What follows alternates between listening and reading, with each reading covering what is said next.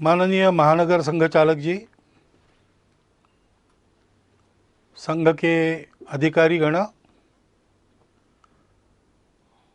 आत्मीय स्वयंसेवक बंधु,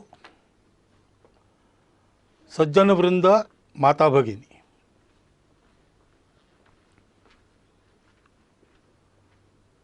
एक विशिष्ट परिस्थिति में आधुनिक तकनीकी का उपयोग करके पर्दे पर ये हमारी भेंट हो रही है। कोरोना की महामारी से सारी दुनिया जूझ रही है और उस बीमारी के साथ लड़ाई का एक अनिवार्य अंग है घर में बंद रहना, सारे कामधाम बंद करके बैठे रहना, घर में बंद रहकर जितना हो सकता है उतना करना।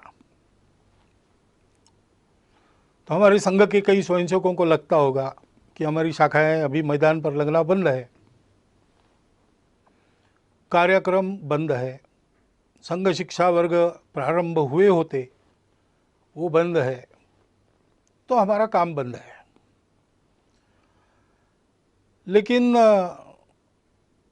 हम अपने अपने घर में बंद है, लॉकडाउन कहते उसमें है, तो भी जीवन तो चल रहा है। ऐसे संघ का कार्य भी चल ही रहा है। नित्य के कार्यक्रम बंद है, दूसरे कार्यक्रमों ने उनकी जगह ली है। ये संघ के लिए भी और हम सबके जीवन के लिए भी सत्य है, क्योंकि जीवन मनुष्य का, इसकी कल्पना क्या है? तो सारी दुनिया मानती है और संघ में भी हम लोग मानते हैं कि हम स्वयं अच्छे बने और अपने अच्छाई का उपयोग करके जग को अच्छा बनाएं, दुनिया को अच्छा बनाएं।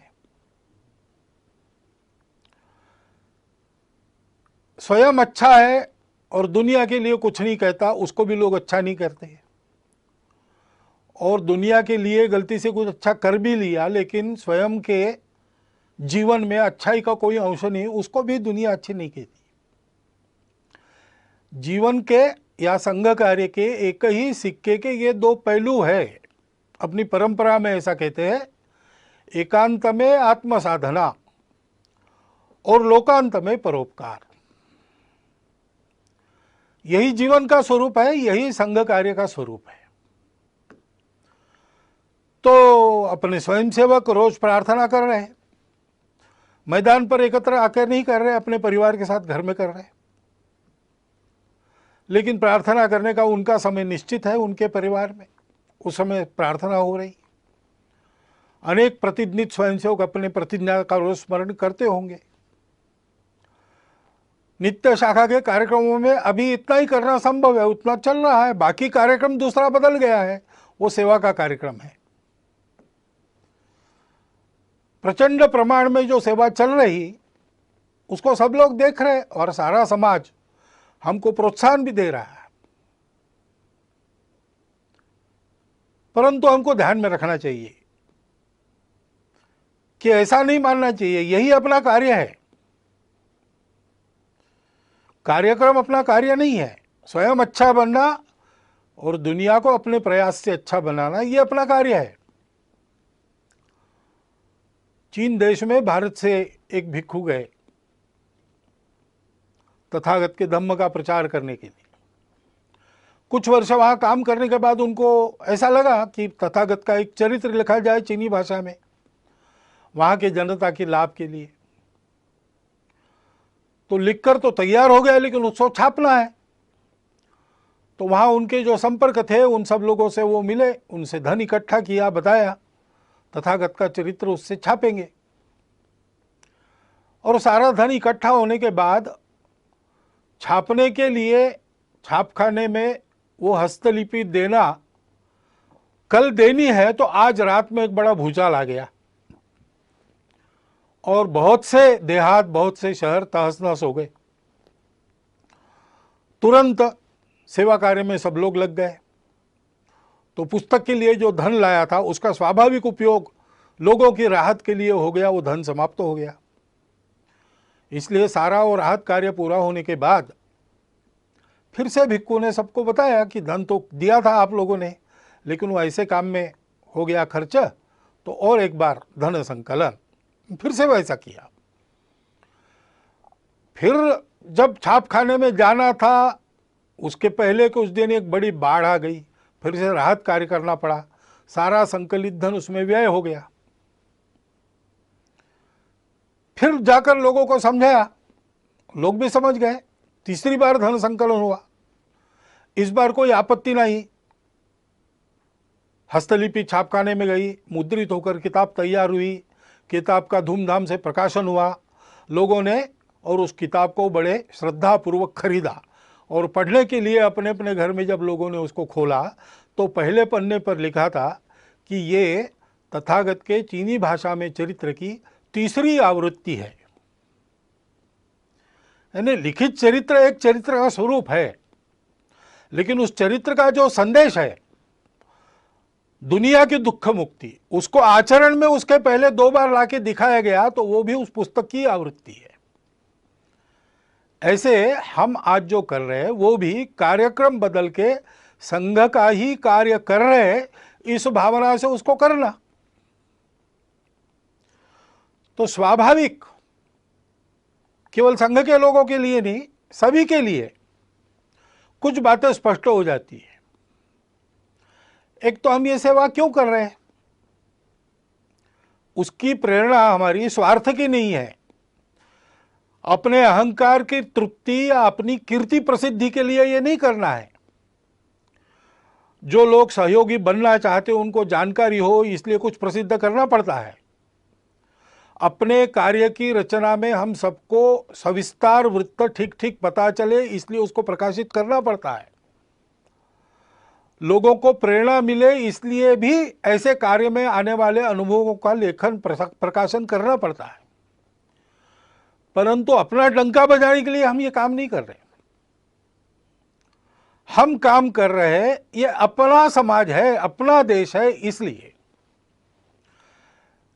इस स्वार्थ, भय, मजबूरी, प्रतिक्रिया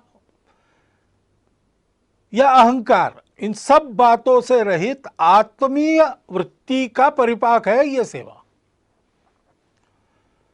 और इसलिए इस सेवा में हम लोगों को निरंतर लगना है, निरहंकार वृत्ति से लगना है, श्रेय दूसरों को देना है। और अभी ये जो विशिष्ट आपत्ति है उसमें जो सेवा करनी है उसमें लोगों का प्रबोधन भी करना पड़ता है, कई बातें बतानी पड़ती है। तो बताने का परिणाम तभी होता है जब हम उसका पालन करते हैं। और इसलिए कोरोना की महामारी के समय में अपने स्वास्थ्य को सुरक्षित रखने के जो जो नियम विहित है और हम लोगों को बताने वाले हैं, उन सबका पालन पहले अपने को करना है। वो पालन करते हुए भी हमको काम करना है। घर के बाहर निकलना पड़ेगा, लेकिन नियम बना है कि उसके लिए अनुमति चाहिए, लॉकडाउन है तो अनुमति पूर्वक ही काम करना। फिजिकल डिस्टेंस रखना है, अंतर रखना है, वो अंतर रखकर काम करना पड़ेगा। छोटी छोटी बातों में भी सहज रहकर स्वयं उसके पालन का उदाहरण बनकर हमको लोगों को बताना है। और हम ये कर सकते हैं। महामारी नई है, उसने कहर मचाया है, लेकिन उससे डर जाने की आवश्यकता नहीं है। डरने से काम नहीं होता, डरने से संकट का बल ज्यादा बढ़ता है। अपना संतुलन कायम रख के मन में भय का लवलेश न रखते हुए ठंडे दिमाग से कौन से उपाय करने हैं, कैसे करने पड़ेंगे, क्या क्या करना पड़ेगा, इसकी योजना बनाकर हम काम करते हैं तो वो काम यशस्वी होता है। आत्मविश्वास युक्त ऐसा अपना सुनियोजित प्रयास करना है, भय से रहित होकर,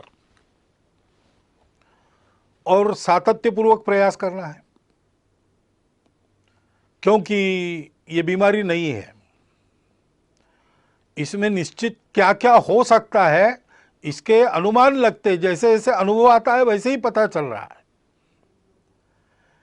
और इसलिए अब ये कितना चलेगा पता नहीं, जल्दी से जल्दी समाप्त हो ये पूरा प्रयास हम करेंगे, लेकिन जितने दिन चलेगा उतने दिन पीड़ित लोगों को राहत देने के और ये बीमारी न फैले उसके प्रयास जारी रखने पड़ेंगे। बीच में ही छोड़ दिया तो यशस्वी नहीं होंगे। एक आदमी सब तरफ से कंगाल हो गया, निराश हो गया, उसको ऐसा लगा हम आत्महत्या करेंगे, लेकिन कुछ उसके जेब में पैसा था, कुछ दिन जीने का सामान उसके पास था, तो उसको ऐसा लगा कि पहले इसको खर्चा कर देते हैं और बिल्कुल ही कफलक होकर मर जाएंगे।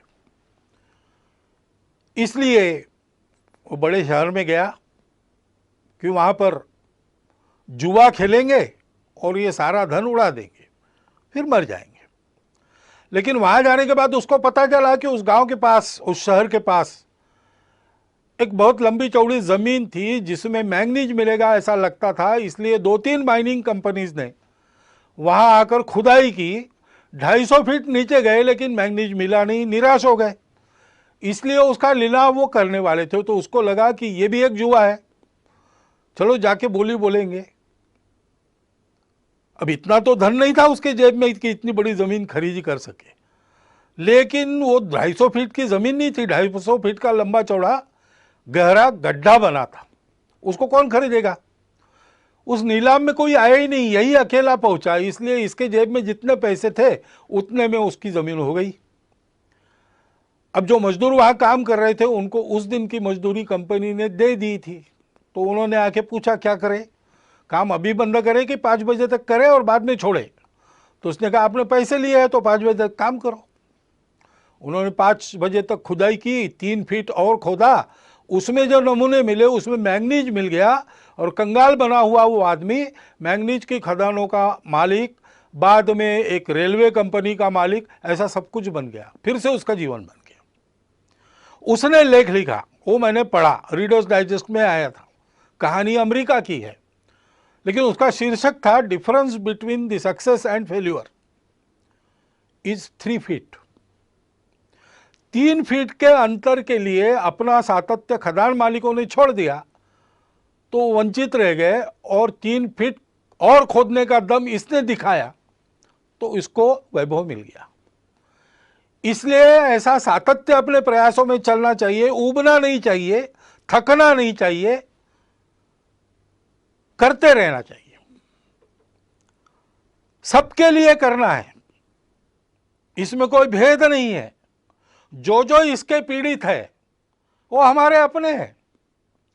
भारत ने तो जिन दवाइयों के और निर्यात पर बंदी लगाई थी दुनिया के हित के लिए, उसको हटाकर थोड़ा बहुत अपने तरफ नुकसान लेकर भी दवाइयां भेजी है।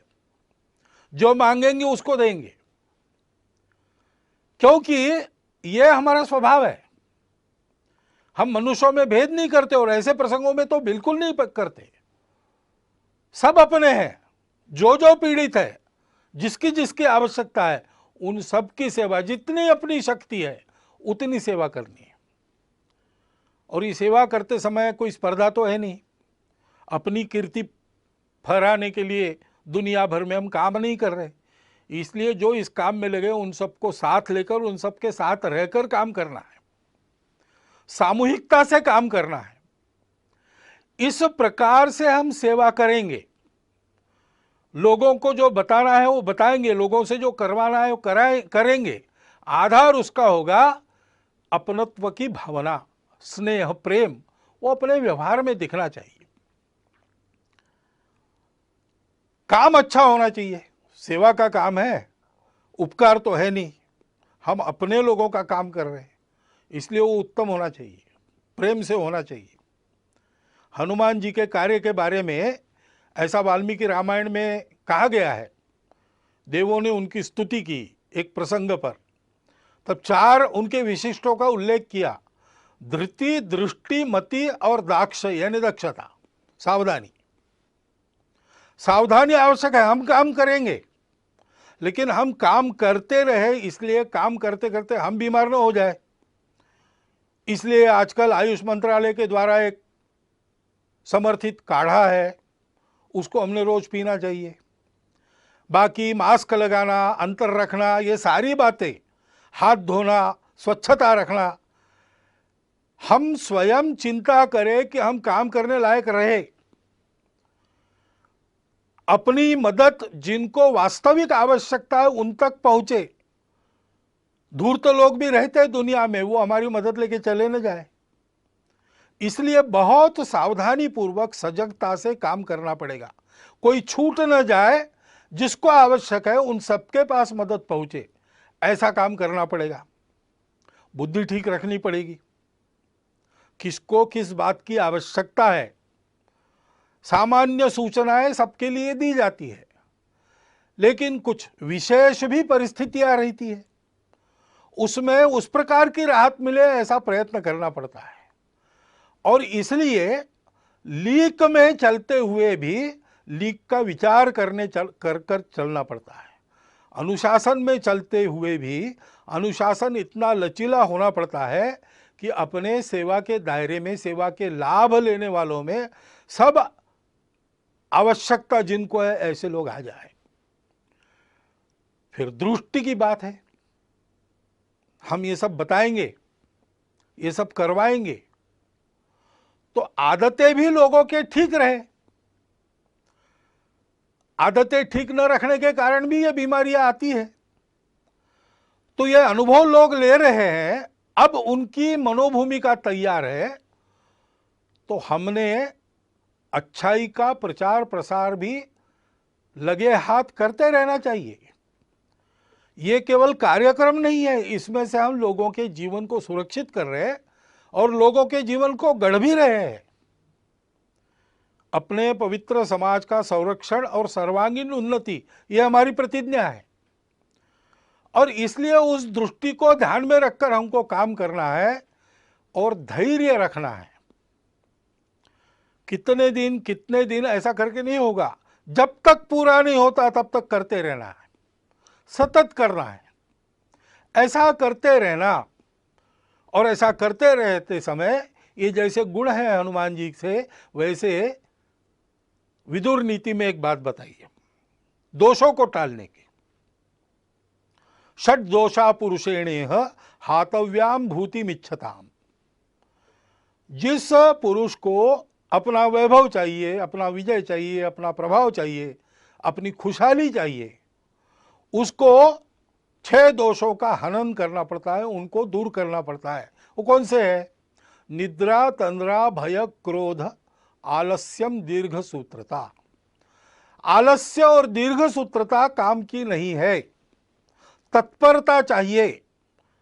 जब उपस्थित होता है, भारत का इस सारी बीमारी के दौर में काम बहुत अच्छा हो रहा है। इसका पहला कारण है कि तत्परता पूर्वक सारी उपाय योजनाएं यहाँ के शासन प्रशासन ने लागू की, और उतने ही तत्परता पूर्वक समाज के एक बहुत बड़े अंश ने उसको अमल में लाया।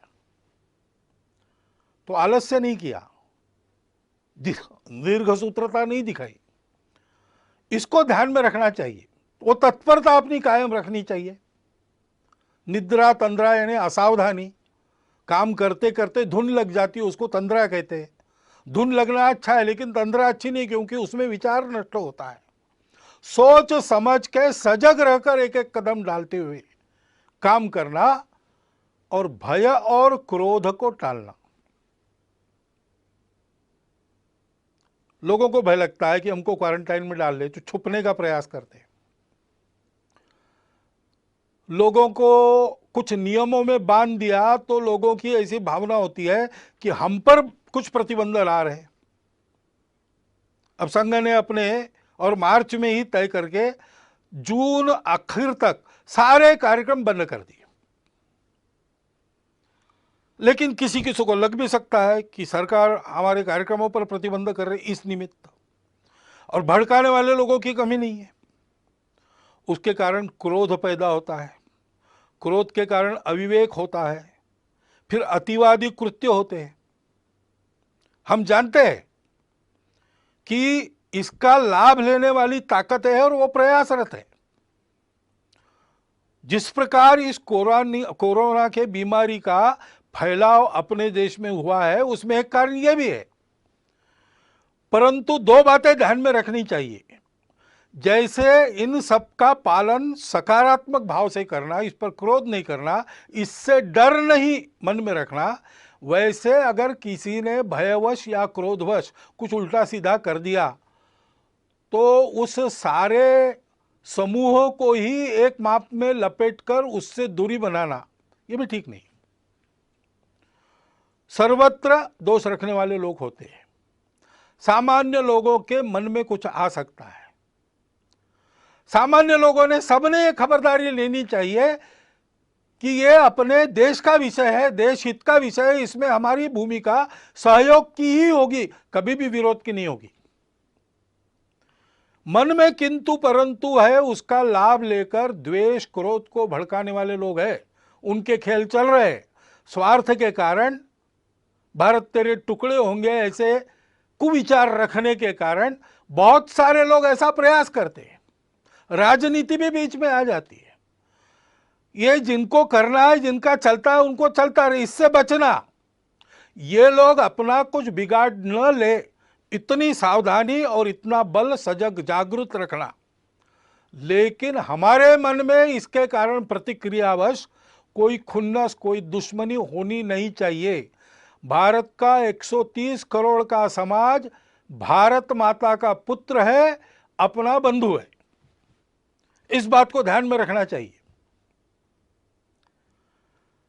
भय और क्रोध दोनों तरफ से नहीं करना चाहिए। और जो जो अपने अपने समूह के समझदार लोग हैं, नेतृत्व करने वाले लोग हैं, उन्होंने इससे अपने समूह को बचाना चाहिए।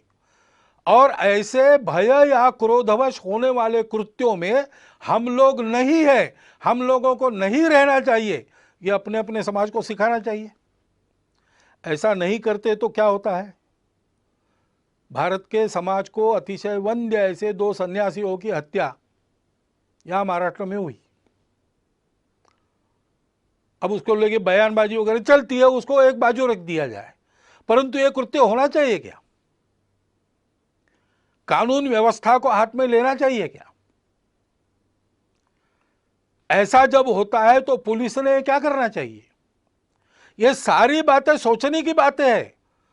ऐसे संकट के घड़ी में और ऐसे मन में कुछ किंतु परंतु रहते हैं, रह सकते हैं, अपेक्षित नहीं है, स्वाभाविक है।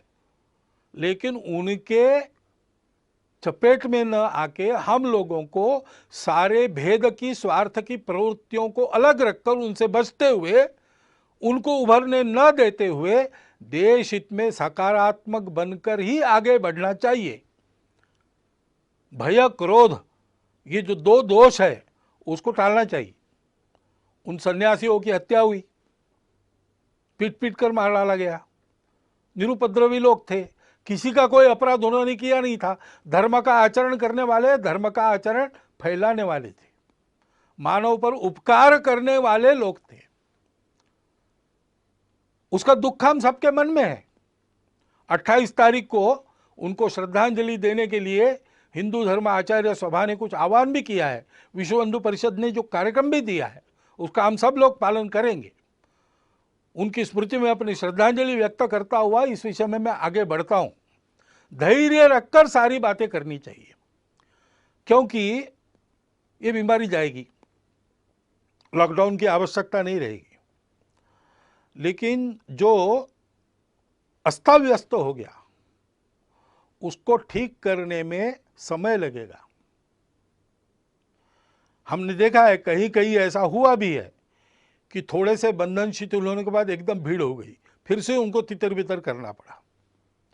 ये अविवेक हो सकता है समाज में। सामान्य व्यक्ति को ऐसे समय में दिशा देने वाले लोग होने पड़ते हैं। अब विद्यालय खुलेंगे तो फिजिकल डिस्टेंस मेंटेन तो करना पड़ेगा आने वाले समय में कई दिनों तक। उसकी व्यवस्था कैसे होगी वो बताना भी पड़ेगा। समाज के लोगों को इकट्ठा के ये कैसे हो सकता है सोचना भी पड़ेगा। विद्यालय में, विद्यालय के आसपास के परिसर में छोटी संख्या में क्लासेस लगा सकते हैं क्या?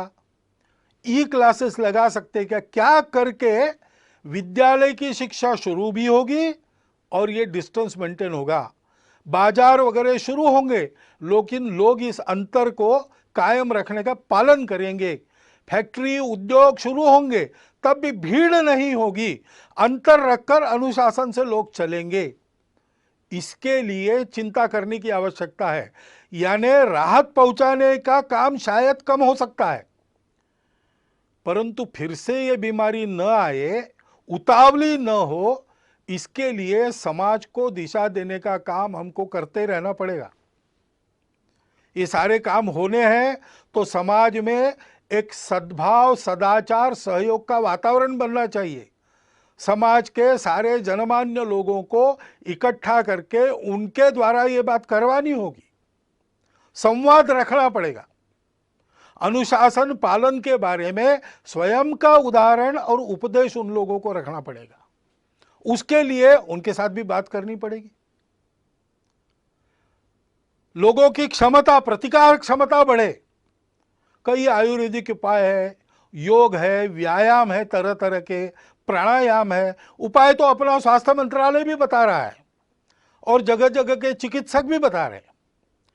उसका नित्य नियमित आचरण करने का एक क्रम कुटुंबों में चलना चाहिए।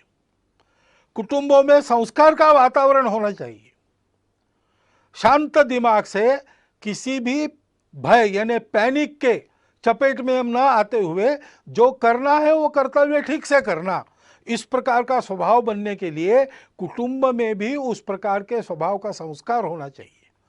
इसके हमको प्रयास करने पड़ेंगे और प्रयास में वही क्रम रहेगा। हमको उदाहरण बनना पड़ेगा, हमको समुपदेशन करना पड़ेगा, हमको अपनी सेवा से सबको जोड़ना पड़ेगा और सबका सहयोग जुटाना पड़ेगा। ये बीमारी पहली बार आई है इस प्रकार की सारे दुनिया में एक साथ। शायद ही पिछले और कुछ शतकों के इतिहास में विश्व पहली बार ऐसे संकट का सामना कर रहा है। तो संकट तो है और हम लड़ तो रहे, लेकिन ये संकट कुछ सिखा भी रहा है। जैसे प्रधानमंत्री ने ही पिछले दिनों में कहा सरपंचों को कि ये संकट हमको स्वावलंबन की सीख दे रहा है। तो कई ऐसी बातें भी आ रही, क्योंकि ये संकट जाएगा, जो अस्ता व्यस्त हो गया उसको यथावकाश हम ठीक कर लेंगे। लेकिन इस संकट के अनुभव में कुछ सत्य फिर एक बार उजागर होके हमारे सामने जो स्पष्ट खड़े हैं, उनसे पाठ लेकर, बोध लेकर अपने जीवन की रचना को उसके अनुसार परिवर्तित करने का एक बड़ा काम, एक तरह से राष्ट्र पुनर्निर्माण का जो काम चल रहा है उसका अगला चरण, उसको परिणाम में लाना पड़ेगा। और बहुत से लोग शहरों से चले गए अपने अपने गांव में, सबके सब वापस आएंगे क्या? जो गांव में रह जाएंगे उनको रोजगार की क्या व्यवस्था होगी? जो वापस अपने काम पर आएंगे उन सबको काम देने की उद्योगों की या उनके मालिकों की स्थिति होगी क्या? क्योंकि उनके भी सारे कारोबार ठप पड़े। ऐसी अवस्था में इनका रोजगार भी कायम रहे और उस समय के सीमित साधनों में सब चल सके, इसके लिए सबको कुछ न कुछ छोड़ना पड़ेगा। उसके लिए मन की तैयारी करनी पड़ेगी, समझदारी बरतनी पड़ेगी, उसका भी उपदेश करना पड़ेगा, उसको भी समझाना पड़ेगा। और अगर स्वावलंबन ये इस आपत्ति का संदेश है, तो स्वावलंबन में अपना स्व क्या है? उस स्व आधारित तंत्र का अवलंबन हमको करना पड़ेगा। कम ऊर्जा खाने वाला, रोजगार मूलक, पर्यावरण को न बिगाड़ने वाला ऐसा विचार हमारे ही पास है। उसके आधार पर एक युगानुकूल रचना अपने अर्थनीति की, अपने विकास नीति की, अपने तांत्रिकी की हमको करनी पड़ेगी।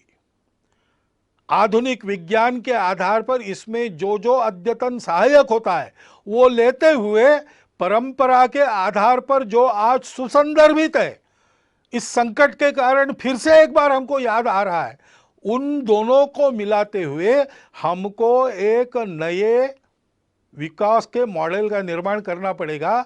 हमको करना पड़ेगा, यानी कौन करेगा? शासन को विचार करना पड़ेगा, प्रशासन को विचार करना पड़ेगा। लेकिन मात्र इन दोनों के करने से नहीं होता, समाज को भी इसमें कुछ करना पड़ता है। समाज को स्व का अवलंबन करना पड़ेगा। यहां की बनी वस्तुएं जहां तक संभव है उन्हीं का उपयोग करेंगे। यहां जो बनता नहीं, बिना उसके जीवन चलता है तो बिना उसके चलाएंगे। जीवन के लिए आवश्यक है तो अपने शर्तों पर लेंगे, कम से कम उपयोग में चलाएंगे। ऐसी बहुत सी बातें अपने नित्य व्यवहार में लानी पड़ेगी। अपने अपने व्यक्तिगत और परिवार के व्यवहार में हम लोगों को स्वदेशी का आचरण करना पड़ेगा। स्वदेशी का आचरण करने के लिए स्वदेशी के उत्पादन उपलब्ध करने पड़ेंगे, और स्वदेशी के उत्पादन उत्कृष्टता के मामले में बिल्कुल 19 न हो, ऐसी गुणवत्ता उत्पन्न करनी पड़ेगी। उद्योजक, निर्माता, कारीगर सभी को इसके बारे में सोचना पड़ेगा, और समाज को स्वदेशी पर दृढ़ होना पड़ेगा। विदेशों के ऊपर अवलंबन नहीं होना चाहिए, ऐसा हमको समर्थ रहना पड़ेगा। उसी प्रकार हमने अनुभव किया। अब जो बाहर निकलकर नदियों को वगैरह देख सके वो बताते हैं, लेकिन हवा का तो हम सब लोग अनुभव कर रहे हैं कि पर्यावरण बहुत मात्रा में शुद्ध हो गया। क्यों शुद्ध हो गया? क्योंकि कुछ क्रियाकलाप बंद हुए जो पर्यावरण को दूषित करते थे। अब फिर से अपना जीवन नियमित हम शुरू करेंगे तो कौन से ऐसे क्रियाकलाप कम से कम हम कर सकते हैं, बिना उसके काम भी चल सकता है, इसका विचार हमको करना पड़ेगा। पानी का उपयोग ठीक से, पानी का संवर्धन संरक्षण, वृक्षों का संवर्धन संरक्षण, और प्लास्टिक से मुक्ति, स्वच्छता का पालन, जैविक तरीकों पर बल देकर गौ पालन, जैविक खेती आदि के आधार पर जीवन चलाने का हमको अभ्यास अपना करना पड़ेगा। अभी जो हमारा अभ्यास रासायनिक खेती आदि का है उसको बदलना पड़ेगा। उसके लिए सारे समाज का बनाना पड़ेगा। शासन की नीति वैसी बनेगी, लेकिन जब तक समाज उस प्रकार चलता नहीं तब तक उसका परिणाम नहीं होता। कुटुंब में भी हमको और इस प्रकार के संस्कार करने पड़ेंगे। बहुत दिनों के बाद जो भागदौड़ चल रही थी वो बंद हो गई, तो अपने घर में रहने का, सतत रहने का अनुभव बहुत लोगों को मिला। घर को भी अच्छा लगा और हमको भी अच्छा लगा। इसके बहुत अच्छे परिणाम होते हैं।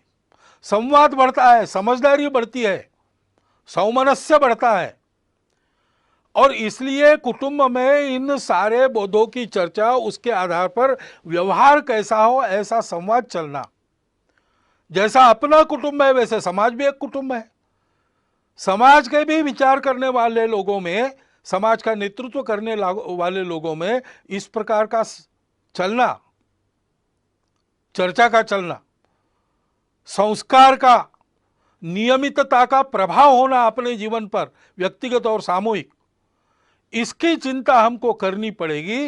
नागरिक अनुशासन के पालन में हम सबको तत्पर होना पड़ेगा।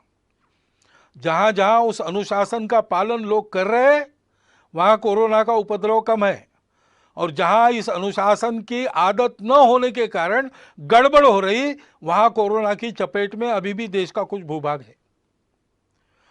और इसलिए उस अनुशासन का पालन करना, भगिनी निवेदिता ने कहा है कि देशभक्ति का स्वतंत्र देश में रूप तो नागरिक अनुशासन का स्वयं होकर सारे नागरिक पालन करते, इतने वो समझदार होते, यही है।